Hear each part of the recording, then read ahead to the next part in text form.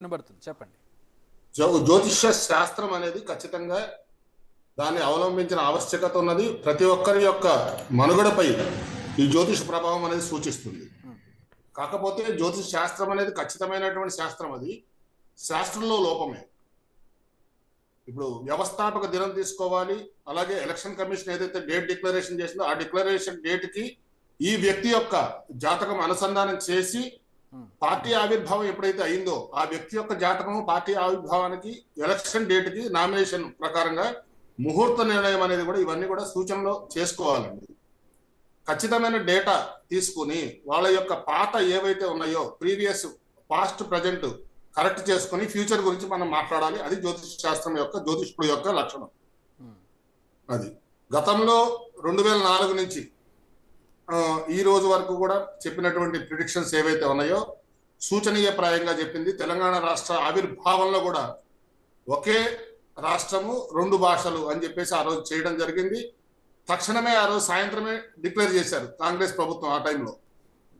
కాబట్టి రాష్ట్ర ముఖ్యమంత్రి గారికి మరణ సంభవం సూచన అని చెప్పి సూచించడం జరిగింది. అది జరిగింది. కాబట్టి రోసయ్య గారు ముఖ్యమంత్రిగా ఉన్నప్పుడు కూడా తక్కువ కాలంగా ముఖ్యమంత్రిగా ఉంటారు అని చెప్పేసి చెప్పడం జరిగింది. ఇది కూడా వాస్తవమే. కాబట్టి జ్యోతిష్ శాస్త్రం అనేది ఖచ్చితమైన శాస్త్రం అండి. ఈ రోజున కూడా తెలుగుదేశం పార్టీ ఈ రోజున ఏదైతే అనూహ్యమైనటువంటి ఇది సంభవించిందో, ఒకటి ఏంటంటే ఆ పార్టీ ఆవిర్భవించినటువంటి లగ్నం ఏదైతే ఉందో అది కర్కాటక లగ్నం, మకర రాశి అయింది. 12/5/2024 వరకు కూడా ఆ దశ యోగించదు అని చెప్పేసి గతంలో ఎలక్షన్ ముందు చెప్పడం జరిగింది. అయితే ప్రస్తుతం ఉన్నటువంటి గురు మహర్దశ కుజభుక్తిలో ఉండటం వల్ల 12/5/2024 తర్వాత కుజ అంతరంలో చంద్ర శుక్రుల గ్రహ ప్రవృత్తం వల్ల ఖచ్చితంగా ఈ పార్టీకి లాభం చేకూరుతుందని చెప్పేసి ప్రముఖ ఛానల్స్ లో చెప్పడం కూడా జరిగింది. ఇక్కడ ఈ యొక్క శాస్త్రంలోకి వచ్చేసరికి ఏమవుతుందంటే శాస్త్రం యొక్క పరిశీలన, అందుకనే ఇతరులతో కలిసి ప్రజాపాలన కొనసాగిస్తుందని చెప్పేసి చెప్పడం జరిగింది. కాబట్టి చంద్రబాబు నాయుడు గారు అరెస్టు తర్వాత ఈ పరిణామాలన్నీ కూడా చూడండి. మీరు ఖచ్చితంగా జ్యోతిష్ శాస్త్రం ఎలా పనిచేస్తుందనే విషయాన్ని కూడా మీకు చెప్తూ ఉన్నాను. పవన్ కళ్యాణ్ గారు బీజేపీతో చేసినటువంటి సంయోగం కానివ్వండి, పురంధేశ్వరి గారు బీజేపీ అధ్యక్షురాలు కావడం కానివ్వండి, ఇవన్నీ కూడా కలిసి చంద్ర శుక్రుల గ్రహ ఫలితం వల్ల ఖచ్చితంగా ఈ పార్టీకి లాభం చేకూరుతుందని చెప్పడం జరిగింది. ఇతరులతో కలిసి కూడా ప్రజాపాలన కొనసాగిస్తుందని చెప్పడం జరిగింది.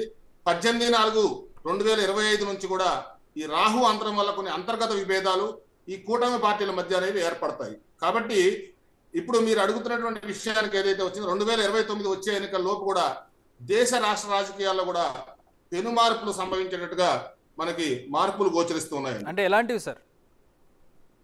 ఎలాంటివి అంటే ఇప్పుడు ఈ ఎలక్షన్ మనం తీసుకున్నప్పుడు 13 మే 2024 ఎలక్షన్స్ జరిగాయి.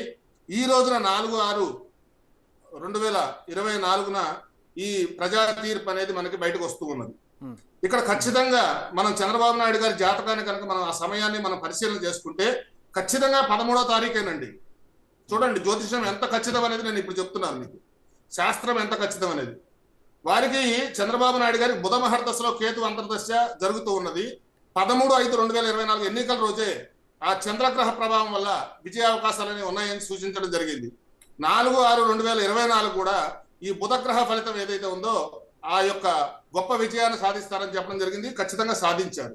కాబట్టి ఈ త్రిముఖ పార్టీల కలయికచే పార్టీకి బలం చేకూరే అవకాశం ఉందని సూచించడం జరిగింది. వైసీపీ ఇంత ఘోర వైఫల్యానికి సంబంధించి వాళ్ళ రాశులు ఏ విధంగా ఉన్నాయి అంటే వాళ్ళు కూడా ఎక్స్పెక్ట్ చేయలేదు ఈ స్థాయి ఓటమి. ఎవరిది? వైఎస్ఆర్సీపీ. ఎస్, ఖచ్చితంగా దాని గురించి కూడా నేను చెప్తానండి. వైఎస్ఆర్సీపీ వ్యవస్థాపక దినాన్ని చూసుకుంటే 2011 మార్చి 12వ తారీఖున ఇది ప్రారంభించడం జరిగింది. ఇప్పుడు ప్రస్తుతం ఉన్నటువంటి మనం పరిస్థితిని కనుక అవగాహన చేసుకుంటే ఈ రాహు మహర్దశలో చంద్రకుజ దశలో పార్టీ నేత జైల్లో ఉండటం చూడండి. మీరు గతంలో విషయం చెప్తున్నా. తర్వాత ప్రతిపక్షం ఇందాక చెప్పాను మీకు, పాస్ట్ ప్రజెంట్ కనుక మనకు టాలీ అయితే ఫ్యూచర్ గురించి మనం మాట్లాడదాం. ఆ తర్వాత ప్రతిపక్షంలో ఉండడం జరిగింది. 2019 చంద్రభుక్తిలో చంద్రుడు లగ్నాధిపతి స్వనక్షత్రంలో ఉండడం వల్ల కేతువు యొక్క ఉపనక్షత్రాధిపతి వల్ల అనూహ్య రీతిలో ఆయన ముఖ్యమంత్రి పదవికి చేరువవడం జరిగింది అప్పట్లో. ప్రస్తుతం ఇప్పుడు ఉన్నటువంటి పరిస్థితిలో గురుదశ శని భుక్తి, గురువు ఉపనక్షత్రాధిపతి అవడం వల్ల కేవలం ప్రతిపక్ష నాయకుడిగా రావడం జరుగుతుంది అని చెప్పి సూచించడం జరిగింది. ఇక్కడ అష్టమం కుంభంలో రవి కుజుల స్థితిలో ఉండడం వల్ల రాష్ట్రాన్ని ఆర్థిక ఇబ్బందులకు గురి చేయడం కూడా జరిగింది. కాబట్టి శని ఇంట్లో రవి కుజులు కలిసి ఉండడం చేత ప్రజా వ్యతిరేక కక్షపూరిత అన్యాయ నిర్ణయాలు తీసుకోవడం జరిగిందండి. శని ప్రస్తుతం మకర రాశిలో ఉండటం వల్ల ఈ దశమాధిపతి ఎవరైతే ఉన్నారో ఆయన కుజులతో కలవడం వల్ల ప్రజాదరణ కోల్పోవడం అనేది జగన్మోహన్ రెడ్డి గారికి జరిగింది ఇక్కడ. ఎందుకంటే పార్టీ ప్రారంభించిన విషయాన్ని నేను చెప్పడం జరుగుతోంది. అందుకనే అక్రమ మార్గాల్లో ప్రయత్నించినప్పటికీ కూడా ఫలితం అనేది దక్కకుండా పోయింది. ఇక్కడ ముఖ్యంగా జగన్మోహన్ రెడ్డి గారికి ఈ సంవత్సరంలో మనం చూసుకుంటే 7/5/2024 నుంచి 18/10/2024 వరకు కూడా ప్రతిపక్ష నాయకుని హోదా లభించడం అనేది సూచిస్తూ ఉంది. శని కుమ్మంలో గోచరించడం వల్ల ప్రతిపక్ష హోదా కూడా లేదు సార్, ఇప్పుడు ఉండే పరిస్థితి కనపడలేదు. ప్రతిపక్ష హోదాలో ఉండడం సూచిస్తోందన్న. కాబట్టి అటువంటిది కూడా కోల్పోయాడంటే పార్టీ ఆవిర్భావ దినాన్ని దృష్టిలో పెట్టుకుని ఏదైతే ఉందో ప్రమాణ స్వీకార ముహూర్తంలో కూడా కొన్ని దోషాలు ఉన్నాయి.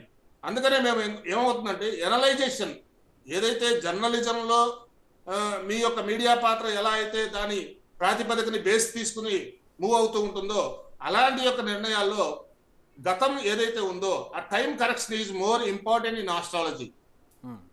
ఆస్ట్రాలజీ అనేది ఒక ఖచ్చితమైన శాస్త్రం అండి. ఇది వేదంలోని అంగం, వేదాంగమైనటువంటి జ్యోతిష శాస్త్రం. కాబట్టి చాలా మంది ఏం చేస్తున్నారు అపహాస్యం పాలు కాకుండా ఒక ప్రశ్న, అంటే మీతో మాట్లాడే ముందే వేణుస్వామి ఒక ఆయనకు వీడియో వచ్చింది, మీరు కూడా విని ఉండొచ్చు, క్షమాపణ చెప్పారు ఆయన. ఇట్లా